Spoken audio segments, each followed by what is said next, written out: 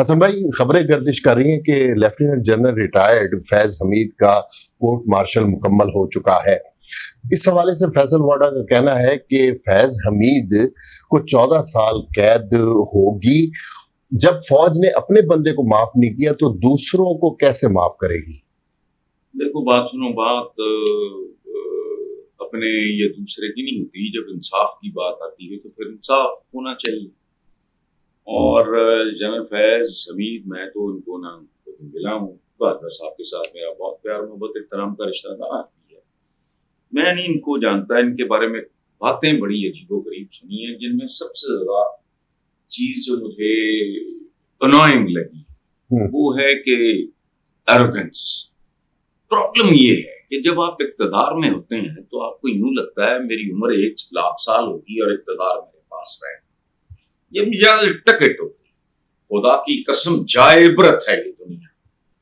अगर इंसान का बच्चा आंखें खोल के दुनिया को देख रहा हो, ज़ियाउल हक जैसा जनाजा कायदे आजम के बाद, मेरा ख्याल है कायदे आजम से भी बड़ा, इसलिए कि उस वक्त आबादी बहुत बढ़ती थी। कायद जब दुनिया से रुखसत हुए तो आबादी के हिसाब से ही जनाजे होते हैं। मेरा नहीं ख्याल कि पाकिस्तान की तारीख में कायद के बाद कर लो, चलो मैं I am confused, I am not sure. Ziaul हक जैसा जनाजा, वाह।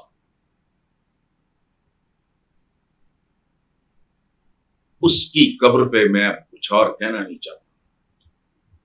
जानवर भी शायद ना जाना पसंद है। I've never liked him. I hated him. I still hate him. लेकिन एक बार मैं देखने गया, just for the sake of it.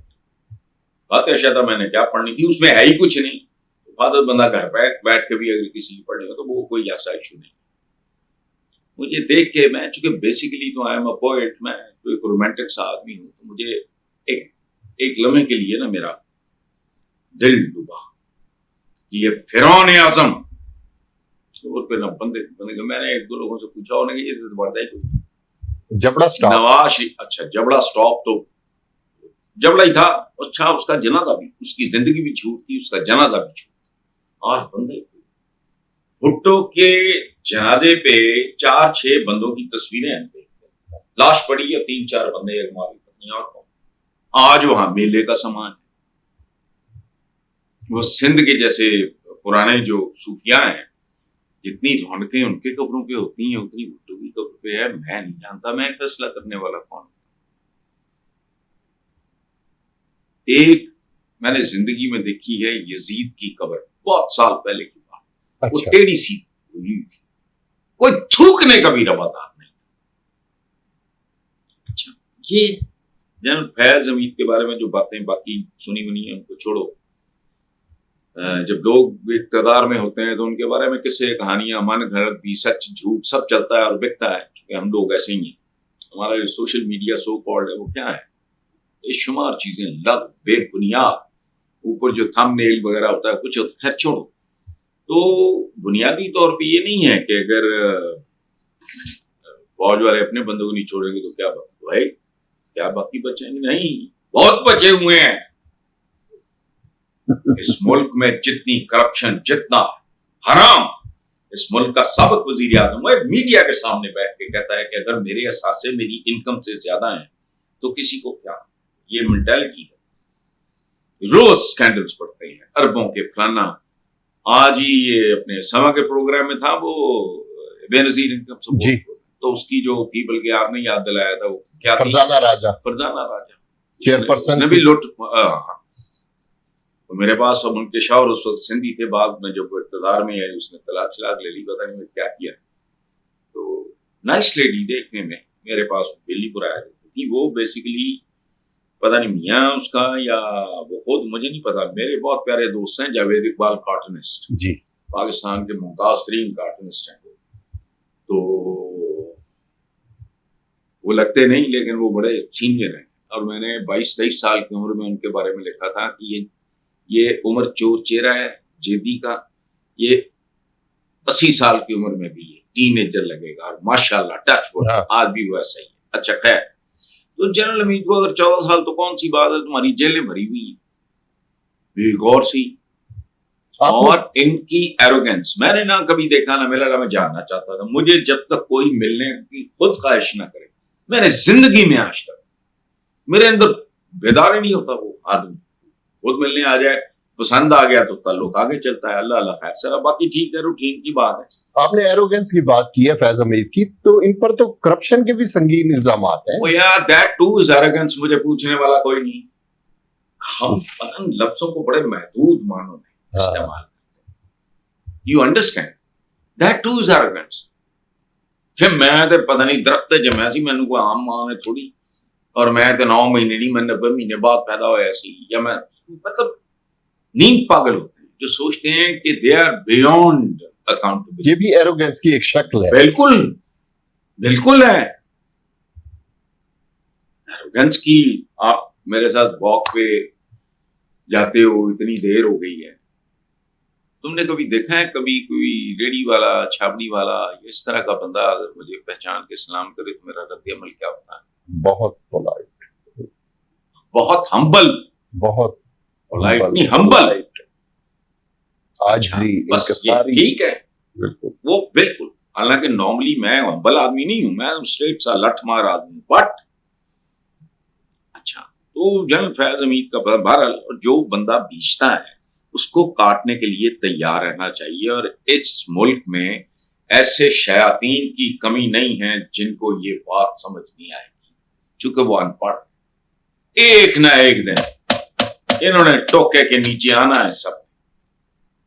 इनके तो अगले पिछलों की कब्रें ना लोग उखाड़ दें, जितनी लोगों के अंदर नफरत है।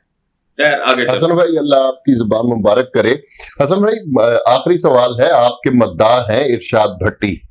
उन्होंने कहा है कि फील्ड मार्शल का ओहदा तो आसिम मुनीर को मिल गया, अब एक ओहदा स्लीप मार्शल भी होना चाहिए और वो नवाज शरीफ को मिलना चाहिए, क्योंकि वो पूरी जंग के दौरान सोए रहे। मोदी के खिलाफ उन्होंने एक बयान तक देने की जहमत गवारा नहीं की। अच्छा, पहली बात तो ये है कि शायद भट्टी मेरे तो पता है, मेरे छोटे भाइयों की तरह मुझे बहुत पसंद है। He is a darling.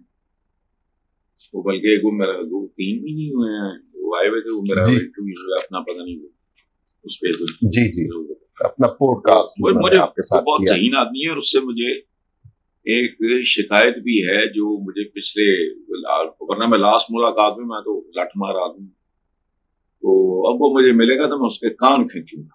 उसने देखो कॉलम निगारी के नाम पे बहुत गंद चल रहा, कचरा निगारी हुई, वो बड़ा खूबसूरत कॉलम निगार।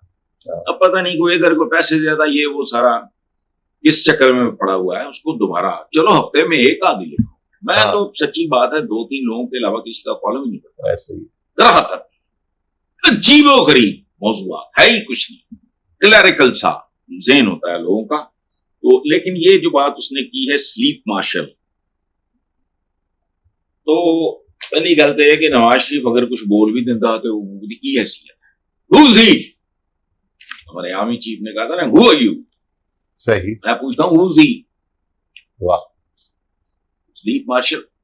नवाज शरीफ को इन हालात के हवाले से सबसे खूबसूरत, मुझे नहीं पता किसने कहा, मैंने टीवी पे ही सुना है कि ये even field marshal. Sleep marshal का मजा नहीं आया, सच्ची बात। हालांकि इरशाद भट्टी बहुत विटी, सही ना, नाम जो खूबसूरत है वो नवाज शरीफ को दिया गया, एवन फील्ड मार्शल, यानी फील्ड मार्शल से एक कदम आगे। लेकिन बाकी ये तो फजूल बात है ना, पूरी जंग के दरमियान जो रहा भी वो सुता जागा एक बराबर है। नून लीग का नदामत लीग है, नौहा लीग है, कहानी खत्म है। हर गुजरते दिन के साथ कहते हैं ना कि सियासी ताबूत है, हर रोज एक कील, और हर रोज जो कील टुकता है वो आखिरी कील है। They have no future as a political party, even अब पीपल्स पार्टी के साथ भी वो होगा।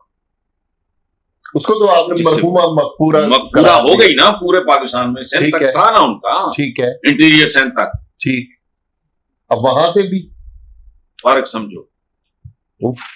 हाँ, बिना तो 2-4 सालों में ये कोई स्विच ऑन ऑफ तो नहीं होता, पति जला लो तो चल गई, बजा लो। नहीं, आप मिसाल देते हैं ना, टाइटानिक भी तो फौरन नहीं डूबा था ना। हाँ, नहीं, ये सारे ये पागल लोग तो स्लीप मार्शल नहीं, Bhatti sahab correct yourself, even field marshal. और ये मैंने नाम नहीं टीवी पे ही सुना है किसी के, वो बड़ा मजेदार।